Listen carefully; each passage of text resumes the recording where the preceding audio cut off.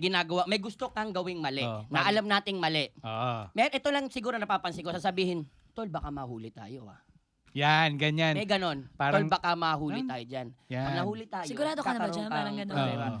Mahirap yan, ha? Saan tayo? Oo.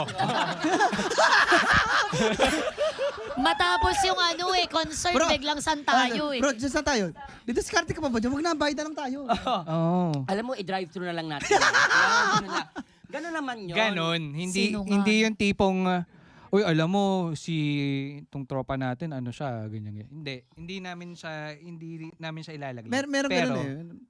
pagsasabihan. Oo, merong warning. So you go directly dun sa barkada nyo. Hindi nyo like pag-uusapan na sa group. Parang tol. Hindi. Sasabihin natin. Uy, pagsabihin mo rin yung si ano natin. Kunyari, pagsabihin mo rin si Jason, parang nai-inlove na dun siya sa ano. Dapat hindi. Parang gano'n. Kung sino yung pinaka-close ng At tao. doon sa makakatanggap kung sino yung masasabihan, gets niya na 'yan kasi bihira namin yung gawin. Totoo.